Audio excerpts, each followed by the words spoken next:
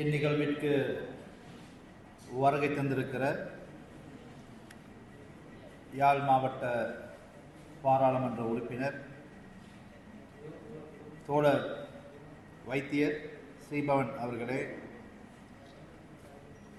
பனை அபிவிருத்தி சபையினுடைய தலைவர் ரவீந்திரன் அவர்களே, மேலதிக மாவட்ட செயலாளர் ஜெயகரன் அவர்களே,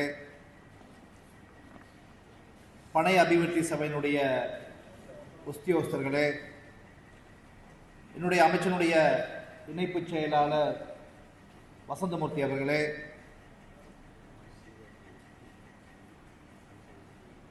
பனை ஏற்றுமதி குழுவின் செயல்பட்டுக் கொண்டிருக்கும் சுகந்தன் அவர்களே, மற்றும் என்னுடைய ஆசான் வசாவிலான் பாடசாலை முன்னாள் அதிபர் ஜூட் மரியரட்னம் அவர்களே, பயிற்சி பெற்று பனை தொடர்பான பயிற்சிகளை பெற்றுக்கூடிய அன்புக்குரிய சகோதர சகோதரிகளே, ஊடக நண்பர்களே, என்னுடைய ஊடக செயலாளர் அவர்களே, உங்கள் அனைவருக்கும் இந்நேர வந்தனங்களை தெரிவிப்பதில் பெரும் மகிழ்ச்சி அடைகிறேன். நாங்கள் நேற்றைய தினம் மன்னார் மாவட்டத்திலே நிகழ்வுகளிலே கலந்து கொண்டிருந்தோம். தேசிய மக்கள் சக்தி ஆட்சியில் எங்களுடைய ஜனாதிபதி அனுரகுமார திசாநாயக் அவர்கள் பதவியேற்று ஒரு வருட பூர்த்தியிலே இவ்வாறான நிகழ்வில் வட மாகாணத்தில் கலந்து கொள்வதில் பெரும் மகிழ்ச்சி அடைகின்றோம். ஏனென்றால் இந்த ஒரு வருட காலத்தில் இந்த நாடு எவ்வாறான மாற்றத்துக்கு உட்பட்டிருக்கிறது என்பதை நாங்கள் சிந்தித்து பார்க்க வேண்டும். இந்த ஒரு வருட மாற்றம் என்பது ஒரு சாதாரண மாற்றம் அல்ல.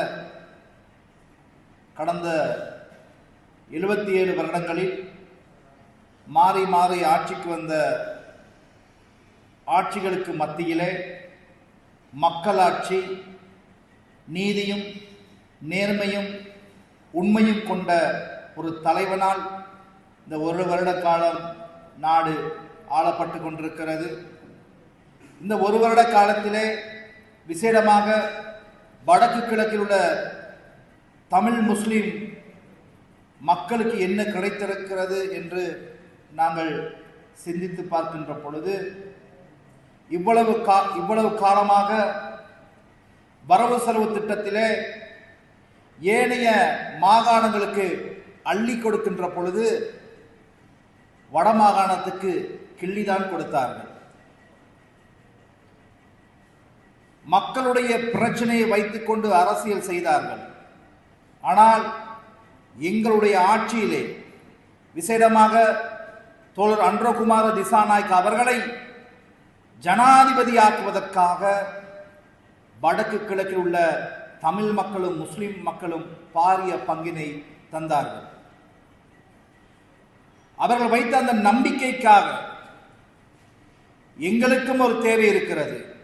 இந்த நாட்டிலே தமிழ் மக்களுக்கு பிரச்சனை இருக்கிறது. அந்த பிரச்சனையை நாங்கள் இதயபூர்வமாக உணர்ந்திருக்கிறோம், அறிந்திருக்கிறோம்.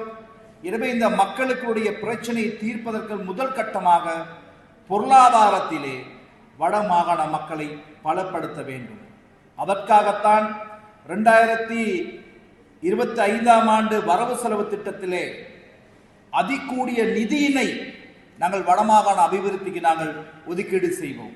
நான் முன்பு கூறியது போல கடந்த காலங்களிலே ஏனைய மாவட்டங்களுக்கு அள்ளி கொடுக்கின்ற பொழுது வடமாகாணத்தை கிள்ளி கொடுத்தார்கள். ஆனால் எங்களுடைய ஆட்சியிலே ஏனைய மாகாணங்களுக்கு அள்ளி கொடுக்கின்ற பொழுது வடமாகாணத்துக்கு வாரி வழங்கி இருக்கிறோம்.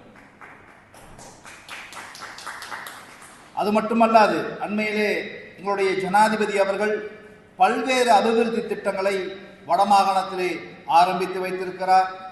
நாங்கள் இவ்வளவு காலம் இந்த வடமாகாணம் யாழ்ப்பாணம் என்றால் ஒரு வித்தியாசமான கோணத்திலே பார்த்த இந்த உலகம் இனிவரும் காலங்களிலே இலங்கையிலே மிக ஒரு முக்கியமான நகரமாக உலகம் பார்க்கின்ற அந்த நாளை நாங்கள் இந்த வடமாகாணத்துக்கு மாற்றி தருவோம் என்ற ஒரு உறுதிமொழியை விடத்திலே நான் கூறிக்கொள்ள விரும்புகிறேன். இன்று சர்வதேச மைதானமாக இருக்கலாம், இன்று இந்த மக்களுடைய வாழ்வாதாரத்தை மேம்படுத்த புதிய தென்னை முக்கோண வளையமாக இருக்கலாம், அல்லது பல்வேறுபட்ட அபிவிருத்திகளுக்கு நாங்கள் வடமாகாணத்திற்கு நாங்கள் நிதியை ஒதுக்கீடு செய்திருக்கிறோம். இன்று உங்களுக்கு தெரியும், 2 நாட்களுக்கு முன்பு கொழும்பிலே ஐக்கிய தேசிய கட்சியினுடைய 79வது மாநாட்டை கூட்டியிருந்தார்கள். உண்மையிலே இன்று எல்லா அரசியல் கட்சிகளும் பாராளுமன்றத்திலே நடுங்கிக் கொண்டிருக்கிறார்கள், பயந்து கொண்டிருக்கிறார்கள். இன்று வெளியே ஊடகத்தின் முன்பு என்ன சொல்வது என்று தெரியாமல் கருத்துக்களை கூறிக்கொண்டிருக்கிறார்கள். ஏன்? இன்று நாட்டில் கடந்த காலத்திலே எமது நாட்டை நாசம் செய்தவர்கள், ஊழலிலே ஈடுபட்டு ஊழல் பெருச்சாளிகள், அதே போல கொலைகளிலே ஈடுபட்ட கொலைக்காரர்களை தற்பொழுது நீதியின் முன் கொண்டு வருவதற்கான ஏற்பாடுகள் மிக வேகமாக எங்களுடைய ஆட்சியிலே நடந்து வருகிறது. சட்டம் என்பது இவ்வளவு காலம் எவ்வாறு இருந்தது? என்ன பிழை செஞ்சா பரவாயில்ல, காசு இருந்தால் தப்பிச்சு கொள்ளலாம், அப்படித்தான் இருந்தது. காசு இருந்தால் நாங்கள் என்ன பிழை செய்யலாம், என்ன தவறு செஞ்சாலும் பிரச்சனை இல்லை, காசால் நாங்கள் தப்பிச்சு கொள்ளலாம்ன்ற நிலைப்பாடு தான் இதுவரைக்கும் இலங்கையில் இருந்தது. அல்லது ஆட்சி அதிகாரத்தில் இருந்தால் எவ்வளவு பிழை செய்தாலும் நாங்கள் தப்பித்துக் கொள்ளலாம். நீதியும் நியாயமும் சட்டமும் ஏழைகளுக்கு, சாதாரண பொதுமக்களுக்கு மாத்திரம்தான் சட்டம் தன் கடமையை செய்து கொண்டிருந்தது. கோடி கோடி பணத்தை கொள்ளையடித்து வெளிநாடுகளிலே சொத்து சேர்த்தவர்களுக்கு எந்தவித விசாரணையும் எந்தவித தண்டனையும் கடந்த காலத்திலே வழங்கப்படவில்லை. அன்றாட தன்னை பசியை போக்குவதற்கு பக்கத்து தோப்புல 2 தேங்காய் களவெடுத்ததற்காக சிறை சென்ற பல சம்பவங்களை நாங்கள் அறிந்திருக்கிறோம். பிள்ளை பசிக்காக அழுகின்ற பொழுது தாய் அல்லது தகப்பன் உணவு வழங்க முடியாமல் அந்த பசியை போக்குவதற்கு சிறு ஏதாவது ஒரு களவீடுபட்டால் உடனே சட்டம் தன் கடமையை செய்தது, அவர்களை சிறையில் அடைத்தது. ஆனால் கோடி கோடியாக எங்களுடைய நாட்டினுடைய வளத்தையும் நாட்டுடைய பொருளாதாரத்தையும் கொள்ளையடித்தவர்கள் பாராளுமன்றத்திலும் நாட்டில் உயர்ந்த பீடங்களிலே அமர செய்து அழகு பார்த்ததுதான் கடந்த கால ஆட்சி. ஆனால் இன்று நாட்டிலே இருக்கிற எங்களுடைய அனுரகுமார் திசாநாயக்கர் ஒரு சாதாரண குடும்பத்தில் உங்களைப் போல் ஒரு சாதாரண ஒரு ஏழை குடும்பத்தில் ஏழை விவசாய தாய்க்கு மகனாக பிறந்து ஆரம்ப காலம் தொட்டு மக்களுக்காக போராடி மக்களுக்காகவே தன் வாழ்க்கையை அர்ப்பணிப்பு செய்து இறுதியிலே இந்த நாட்டினுடைய தலைவராக மாறியிருக்கிறார். எனவே இன்றுதான் இந்த நாட்டுக்கு ஒரு விடிவு காலம் பிறந்திருக்கிறது இந்த ஆட்சியிலே. எனவே நாங்கள் மக்கள் பெரியதோர் எதிர்பார்ப்பிலே, விசேடமாக புலம்பெயர் தமிழர்களும் தேசிய மக்கள் சக்தியை ஆதரித்தது காரணம் என்ன? இந்த நாட்டிலே இனவாதமற்ற நேர்மையான சரியான உண்மையான ஆட்சி நடக்க வேண்டும் என்பதற்காகத்தான் வெளிநாடுகளில் இருந்த புலம்பெயர்ந்தவர்களும் தேசிய மக்கள் சக்தி அரசாங்கத்தை ஆட்சி கொண்டு வருவதற்கு பெரும்பாடுபட்டார்கள்.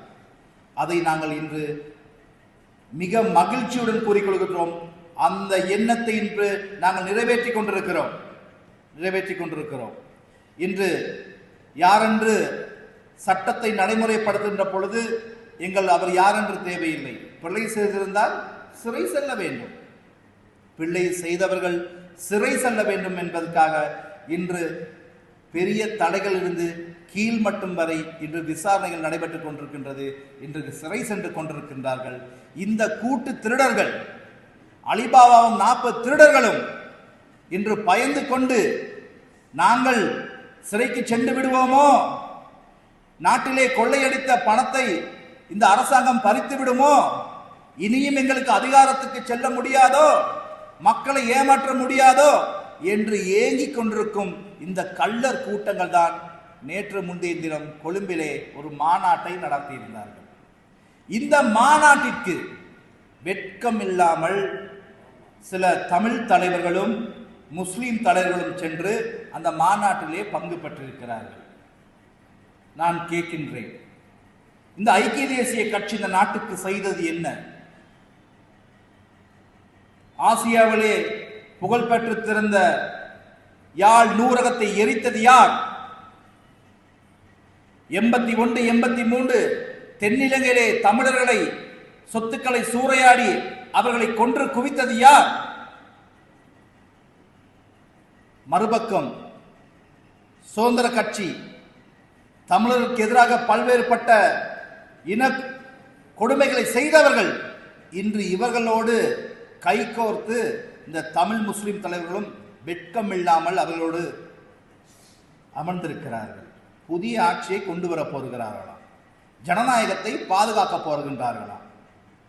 ஜனநாயகத்தை பற்றி பேசுவதற்கு இவர்களுக்கு என்ன தகுதி இருக்கிறது? தங்களுடைய ஆட்சி காலத்தில் மக்களை ஏமாற்றி வாக்குகளை பெற்றுக்கொண்டு நாட்டை மாத்திரமல்ல இனவாதம் பேசிக்கொண்டு தமிழர்களிடத்திலே தமிழ் இனவாதத்தையும், முஸ்லிம்களிடத்திலே முஸ்லிம் இனவாதத்தையும், சிங்களவர்களிடத்திலே சிங்கள இனவாதம் பேசிக்கொண்டு மக்களை பிரித்து இவர்கள் செல்வந்தர்கள் ஒழிய இந்த நாட்டிலே அனைத்து மக்களுடைய பிரச்சனைகள் இன்னும் அதே இடத்தில் தான் இருக்கின்றன. எனவே இந்த புதிய ஆட்சியினூடாக நாங்கள் ஒரு புதிய தேசத்தை நாங்கள் கட்டியெழுப்பதற்காக எங்களுடைய ஜனாதிபதி, பிரதமர், அமைச்சர்கள், பாராளுமன்ற உறுப்பினர்கள் நாங்கள் இரவு பகல் பாராது இந்த நாட்டிற்காக சேவை செய்து கொண்டிருக்கிறோம். இன்னொரு பக்கம் இந்த நாட்டிலே அரச ஊழியர்கள் என்று சாதாரணமாக இந்த அரச ஊழியர்களை பற்றி பொதுமக்களுக்கு அவ்வளவாக ஒரு நல்ல எண்ணம் கிடையாது. தேசிய மக்கள் சக்திக்கு 80% அரச ஊழியர்கள் வாக்களித்திருந்தாலும் கூட அந்த அரச சேவையை அந்த அரச ஊழியர்கள் சரியான முறையிலே மக்களுக்கு வழங்குகின்றாரா என்று நாங்கள் தேடி பார்க்க வேண்டும்.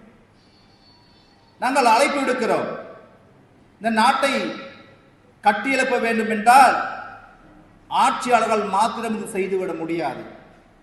அரச ஊழியர்களும் ஒன்றிணைய வேண்டும். ஏன், பொதுமக்களாகிய நீங்களும் இந்த உண்மையான நேர்மையான ஆட்சிக்கு நீங்கள் வலு சேர்க்க வேண்டும்.